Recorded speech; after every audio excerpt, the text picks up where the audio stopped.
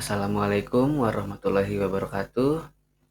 Perkenalkan, nama saya Muhammad Fadli dengan NIM 22213978883. Di sini saya akan mempresentasikan tugas dari HRM, yaitu strategi dan analisis manajemen sumber daya manusia.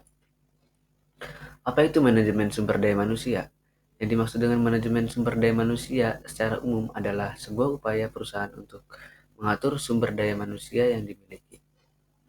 Langkah dalam melakukan analisis sumber daya manusia. Yang pertama, identifikasi tujuan. Terbentuknya tujuan analisis SDM seperti meningkatkan kerja, mengidentifikasi kebutuhan pelatihan, atau mengembangkan strategi pengembangan SDM. 2. Pengumpulan data. Kumpulkan data tentang SDM seperti profil karyawan, kinerja, kebutuhan pelatihan, dan lain-lain. 3. Analisis kebutuhan. Analisis kebutuhan SDM seperti kebutuhan pelatihan, pengembangan karir, dan lain-lain. Yang keempat, analisis kerja. Analisis kerja SDM seperti evaluasi kerja, identifikasi kekuatan dan kelemahan, dan lain-lain. 5. Identifikasi kesempatan dan tanggapan dan tantangan. Identifikasi kesempatan dan tantangan yang dihadapi oleh SDM seperti perubahan teknologi, perubahan pasar, dan lain-lain. Yang keenam, pengembangan strategi pengembangan SDM seperti strategi pelatihan, strategi pengembangan karir, dan lain-lain. Yang ketujuh, implementasi strategi. Implementasi strategi pengembangan SDM seperti pelaksanaan pelatihan, pengembangan karir, dan lain-lain. Yang kedelapan, evaluasi dan monitoring. Evaluasi dan monitoring hasil implementasi strategi. Selanjutnya, tujuan. Tujuannya adalah untuk mengembangkan perusahaan melalui penerapan seluruh nilai dan kebudayaan perusahaan. Siapa sih yang bertanggung jawab? Yang bertanggung jawab melalui divisi Human Resource. Perusahaan berupaya untuk mengelola permasalahan yang dimiliki pada SDM yang dimiliki agar selera dengan nilai dan budaya yang dimiliki. Fungsi divisi HRD adalah sangat dibutuhkan perusahaan untuk memberikan manajemen talenta yang berkualitas. Melalui divisi HR, perusahaan berupaya untuk mengelola permasalahan yang terjadi pada SDM yang dimiliki agar selaras dengan nilai dan budaya yang dimiliki. Manajemen SDM.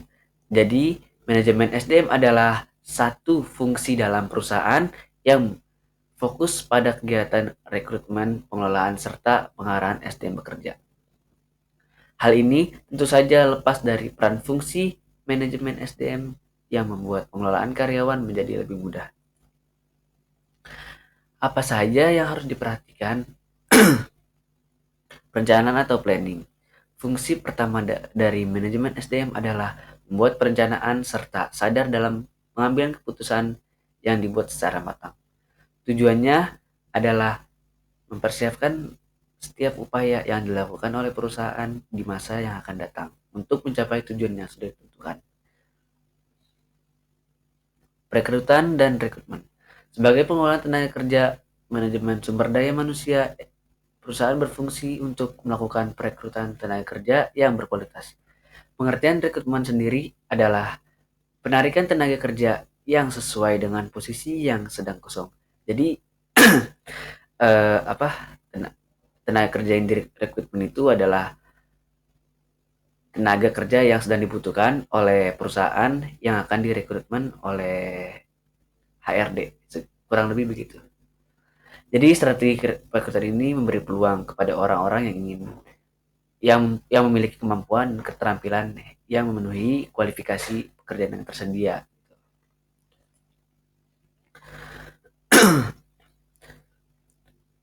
Perencanaan atau planning. Fungsi pertama dari manajemen SDM adalah membuat perencanaan dalam bilangan keputusan yang dibuat secara material. Tujuannya adalah mempersiapkan setiap upaya yang dilakukan oleh perusahaan di masa yang akan datang mencapai tujuan yang sudah ditentukan. Rekrutan atau rekrutmen sebagai pengelolaan tenaga kerja, manajemen sumber daya manusia. Manajemen SDM di perusahaan berfungsi untuk melakukan perekrutan tenaga kerja yang berkualitas. Pengertian rekrutmen sendiri adalah penarikan tenaga kerja yang sesuai dengan posisi yang kosong. Jadi strategi rekrutasi ini memberi peluang kepada orang yang memiliki kemampuan dan keterampilan yang memenuhi kualifikasi dari pekerjaan yang tersedia.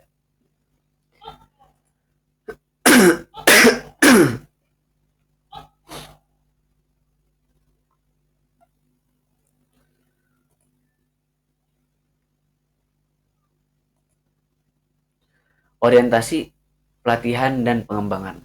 Orientasi adalah masa adaptasi karyawan baru terhadap pekerjaan barunya dan dinilai serta budaya perusahaan.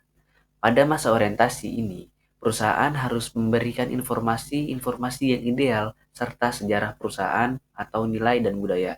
Fungsinya adalah menumbuhkan manajemen dan interaksi yang baik pada karyawan baru. Jadi orientasi ini adalah perkenalan lingkungan oleh pekerja yang baru yang akan bekerja di perusahaan tersebut. Jadi sebelum diterimanya pegawai harus adanya orientasi terlebih dahulu untuk pengenalan pengenalan lingkungan sekitar kerja gitu kurang lebih. Evaluasi kinerja. Evaluasi kinerja adalah sebagai untuk membandingkan kinerja karyawan dalam satu periode terhadap kesepakatan yang telah ditentukan bersama. Ini juga merupakan salah satu bagian dari strategi manajemen sumber daya manusia (SDM) perusahaan. Dalam evaluasi kinerja, terdapat fungsi pelapor dan pemantauan yang membantu untuk mengevaluasi calon karyawan dan karyawan yang terpilih. Divisi Human Resource sudah memiliki standar tertentu untuk melakukan evaluasi kinerja karyawan. Dan evaluasi kinerja karyawan juga bisa memperbaiki kesalahan dan belajar supaya bisa melakukan pekerjaan dengan baik dan cepat. Jadi yang dimaksud dengan evaluasi kinerja ini human resource itu memberikan penilaian kepada suatu karyawan yang ingin bekerja di suatu perusahaan. Apabila karyawan tersebut kurang bisa bisa mendapatkan evaluasi agar belajar memperbaiki pekerjaan lebih baik dan benar. Kurang lebih.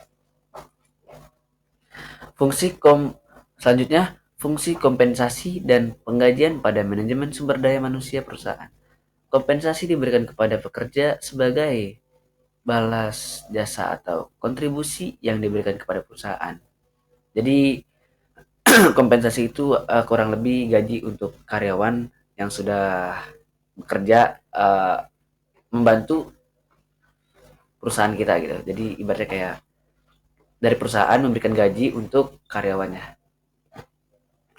Prinsip dari kompetensi ini adalah adil dan layak, menyesuaikan dengan tanggung jawab tenaga kerja dan presentasi untuk memberikan tingkat kompensasi yang baik kepada karyawan. Manajemen harus memiliki pengelolaan keuangan dan perencanaan yang baik. Pengintegrasian. Perusahaan dan karyawan adalah elemen saling membutuhkan. Oleh karena itu, fungsi pengintegrasi pada manajemen sumber daya manusia perusahaan adalah upaya untuk menyelaraskan kepentingan perusahaan dengan kebutuhan karyawan, sehingga tercipta lingkungan kerja sama yang baik menguntungkan bagi keduanya.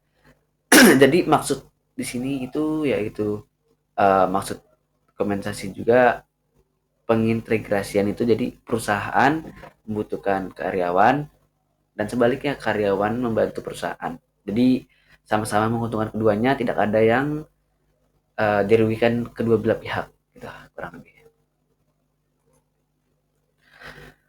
Pemeliharaan SDM.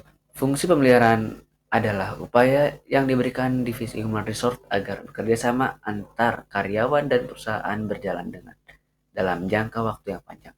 Bahkan, Human Resource bertanggung jawab untuk meningkatkan kondisi mental, fisik, dan loyalitas pekerja. Cara mempertahankan karyawan adalah dengan melakukan teknik komunikasi yang baik sehingga human resource mampu memahami kondisi dan kebutuhan karyawan. Pemberhentian perlu diketahui bahwa manajemen SDM juga mengatur proses pemutusan hubungan kerja karyawan atau PHK. PHK adalah pengaturan suatu hubungan kerja perusahaan dengan tenaga kerja yang disebabkan suatu hal. Fungsi ini sangat penting untuk meminimalisasi gugatan hukum akibat penyelesaian hak dan kewajiban pegawai yang tidak sesuai dengan undang-undang. Jadi PHK itu apa ya, karyawan yang sudah bekerja di suatu perusahaan yang dikeluarkan. Jadi PHK ini banyak sebabnya. Bisa karena kurang maksimalnya karyawan bekerja. Yang kedua bisa jadi karena satu lain hal. Yang ketiga bisa jadi karena kerjanya yang kurang maksimal. Yang keempat bisa jadi karena pengurangan karyawan. PHK ini juga ada ada undang-undangnya. Jadi human resource tidak bisa semena-mena mengeluarkan karyawan dengan sesuka hati. Tujuan fungsional biasa disebut dengan fungsional objektif. Manajemen SDM bertujuan untuk mempertahankan kontribusi SDM pada setiap perusahaan. Melalui divisi Human Resource, perusahaan berupaya untuk terus memelihara kualitas SDM yang dimiliki agar bisa berkontribusi optimal pada kelangsungan perusahaan. Tujuan individual untuk mempermudah pencapaian tujuan perusahaan, tujuan individu harus memiliki keselarasan dengan tujuan organisasi. Setiap manajer di perusahaan diberikan kewenang memperhatikan tujuan pribadi atau individu kepada sumber daya manusia. Tujuan pribadi dapat digunakan untuk meningkatkan motivasi karyawan untuk memberikan kontribusi yang optimal. Kontribusi seluruh elemen sumber daya manusia dalam pelaksanaan tugas secara optimal membuat tujuan perusahaan akan mudah dicapai. Terima kasih. Jadi kesimpulan dari presentasi ini yaitu perusahaan atau human resource dalam suatu perusahaan itu sangat berfungsi penting dalam berjalannya perusahaan. Dengan fungsinya human resource itu bisa jadi untuk penerimaan rekrutmen karyawan, bisa jadi untuk melatih karyawan, kinerja karyawan yang baru atau orientasi. Jadi sama-sama belajar lah gitu kurang lebih ya. Terima kasih, cukup sekian presentasi dari saya, kurang lebih ya mohon maaf. Assalamualaikum warahmatullahi wabarakatuh.